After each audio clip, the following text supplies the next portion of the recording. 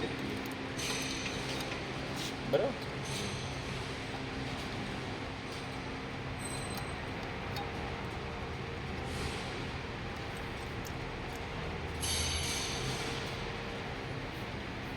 સાફ ઉપર લગાવો સાફ્ટ પર જ.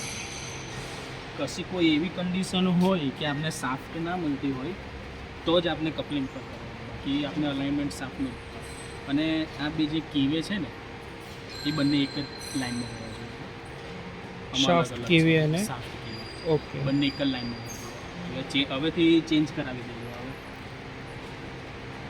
આ હોલ જો અહીંયા છે ઉપર, સમજી ગયો, પેલો હોલ સાઈડમાં છે. એ ના ચાલે.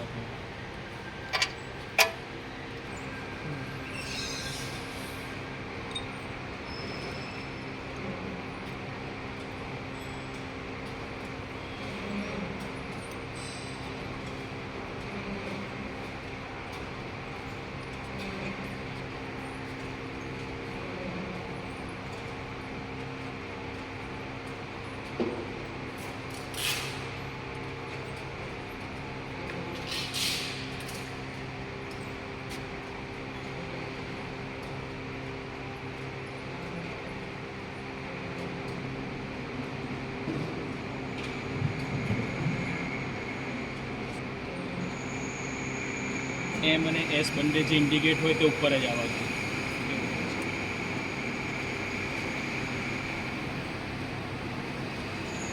અને આ બે સેન્સર એક જ લાઇનમાં આવવા જોઈએ.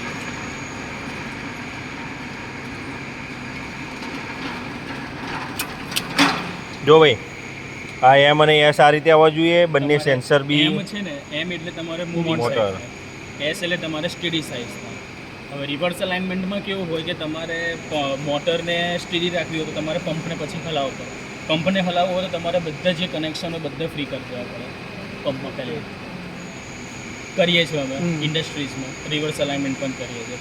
એટલે તમે ઓકે અને માસ્ટર રાખીને અને પણ કરીએ છીએ. અને જે આપણી નોર્મલ રીત છે કે અને માસ્ટર રાખીને ઓલવેઝ મોટરમાં. ઓલવેઝ મોટર એ બેટર છે. અને એ બી બંને લેવલમાં હોવા જોઈએ. હો આ બંને સેન્સર્સ છે ને આમ ઇનલાઇન હોવા જોઈએ, પેરેલલ ઊંચા નીચા ન હોવા જોઈએ, પેરેલલ હોવા જોઈએ બંને.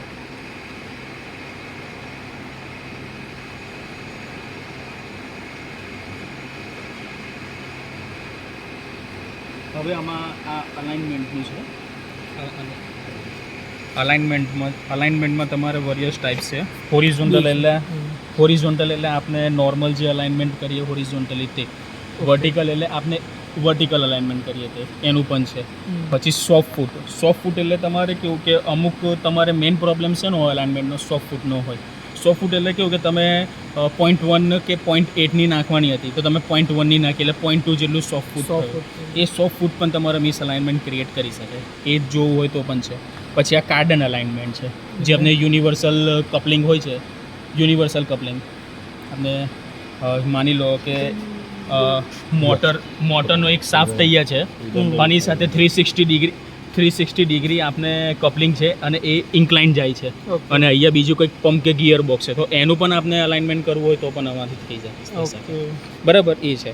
પછી ટ્રેન અલાઇનમેન્ટ તમારે numbers types of various equipment છે.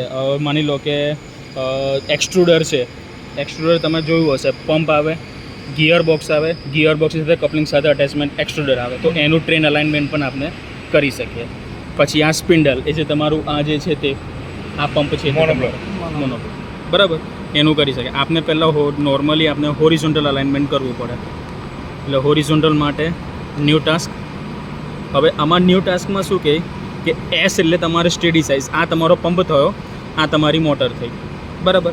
હવે એમાં ફર્સ્ટ રીડિંગ શું બતા S2M જે આપણે આ લાઈન આપી છે, આ લાઈન 2 જે આપી છે એ એના બંને વચ્ચેનું ડિસ્ટન્સ,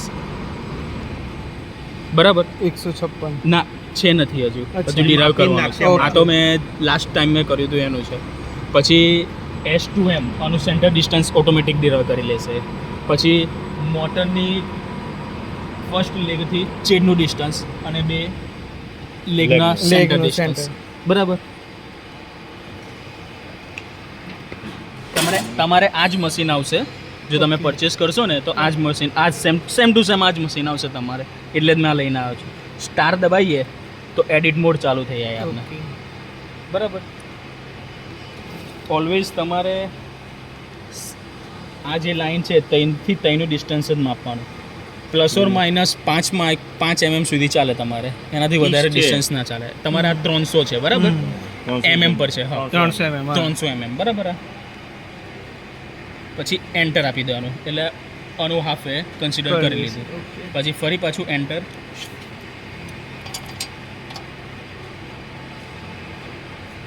ફર્સ્ટ લેગથી ચેનનું ડિસ્ટન્સ 4 બરાબર 100 ને 50 જેવું ના 100 આપણે 45 એમની થોડીક બાકી છે. 145 આપણે ઓકે બરાબર 145. પછી બી લેગના સેન્ટર ડિસ્ટન્સ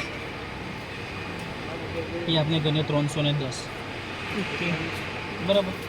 આ તમારે એટલું ઇમ્પોર્ટન્ટ નથી.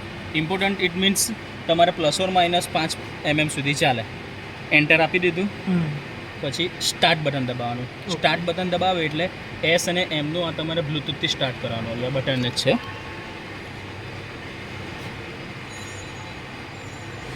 આ બટન છે બરાબર, એનાથી હવે લેઝર આવશે.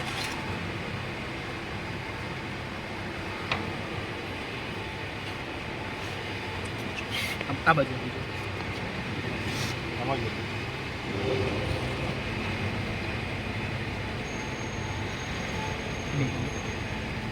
અત્યારે હાલ પછી એક ઇમ્પોર્ટન્ટ છે, આપને જે આ ડિગ્રી આવે 179.8 178.9 એ એપ્રોક્સ પ્લસ ઓર માઇનસ આપને પોઈન્ટમાં જ ડિગ્રી હોવી જોઈએ. એટલે એને ચેન્જ કરવા માટે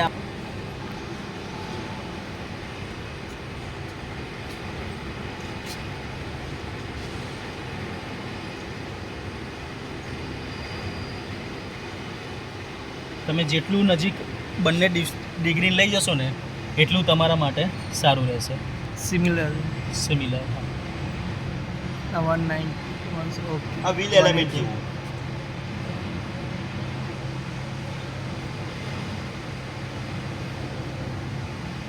બરાબર. આ તમારે એપ્રોક્સ આવી ગઈ 179.3 179.34 બરાબર. હવે આપણે જે આ વીની વેલ્યુ છે ઓકે એ પણ બંને સેમ આવી જોઈએ બરાબર. આપણે 3 દબાવીએ એટલે આપણને ખબર પડે.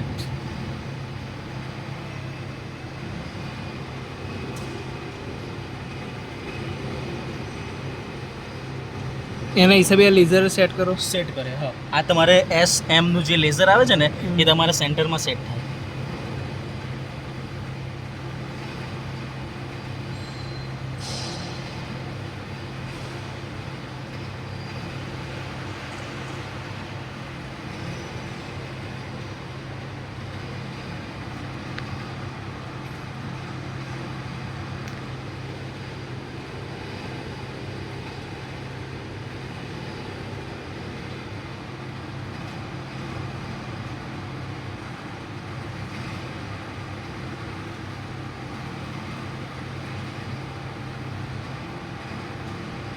.1 બતાવો.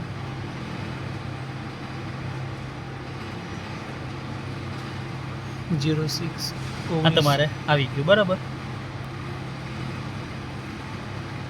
કેટલા માઇક્રોનનો તમારે 10 માઇક્રોનનો જ 10 ફરક છે માઇક્રોન. ખાલી તમારે બરાબર.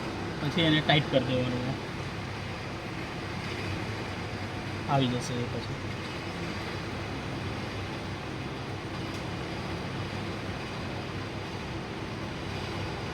બરાબર 10 માઇક્રોનનો ફરક. હવે ફર્સ્ટ ઓફ ઓલ તમે આની અંદર નંબર્સ ઓફ રીત છે કે તમે ગમે તે કરી શકો. આ તમારે 3 પોઈન્ટ છે. 3 પોઈન્ટમાં તમારે 12 ક્લોક એટલે તમારે વર્ટિકલી 12 o'clock બરાબર. જસ્ટ શું કરવાનું તમારે, સ્ટાર્ટ પોઈન્ટને ડિરાઈવ કરવો હોય આ 0 ડિગ્રી પર કર્યો, ઓકે આ પોઈન્ટ ડિરાઈવ થઈ ગયો તમારો. પછી 2 મિનિટ 20 સેકન્ડ સુધી રાહ જોવાની.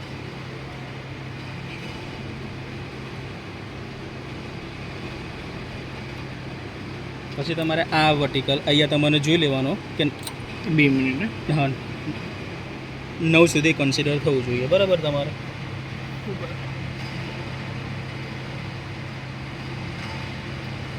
આ પણ પોઈન્ટ થઈ ગયો તમારો ડિરાઈવ. સેન્સર્સને તમે એવી રીતે સેટ કરવાનું કે અહીંયા કશું જ અડે નહીં, નહીં તો જો એ અડી ગયું ને તો ફરી પાછું તમારે આખું બધી જ alignment, તમને મથામાં પહેલેથી ફર્સ્ટથી કરવી પડશે તમારે. આ આપને 3 પોઈન્ટ ડિરાઈવ થઈ ગયા. ઓકે. હવે એના રિઝલ્ટ માટે આપણે F5 દબાવવાનું. F5 દબાવીએ એટલે આપણું રિઝલ્ટ આવી જાય. પહેલાં હોરિઝોન્ટલી છે,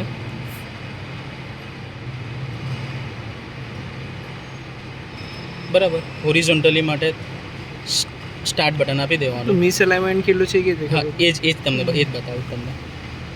આ તમારે મિસ અલાઇનમેન્ટ છે આટલું, 29. બરાબર. હવે તમને શું કીધું કે જ્યારે પણ અલાઇનમેન્ટ તમે કરો ઓલવેઝ મોટરની લેફ્ટ સાઈડ તમને ઊભું રહેવાનું. હવે આ મોટરની આ હોરિઝોન્ટલી આપણે ડિરાઈવ કર્યું છે પોઝિશન, આપણે સેન્સરની હોરિઝોન્ટલ છે એટલે આપણે મોટરને લેફ્ટ રાઈટ કરવાના આપણે. એટલે એના માટે તમારે ઇન્ડિકેટ પણ આપેલું છે કે તમને ફર્સ્ટ લેગમાં કેટલું તમને આગળ લાવવાનું, સેકન્ડ લેગમાં તમને કેટલું આગળ લેવાનું, બરાબર. હવે તમને બધા જ પોઈન્ટને તમને આ બાજુ અલાઇનમેન્ટ કરવા, આ શિફ્ટ કરવાની કહે છે મોટરને એઝ રેફરન્સ ટુ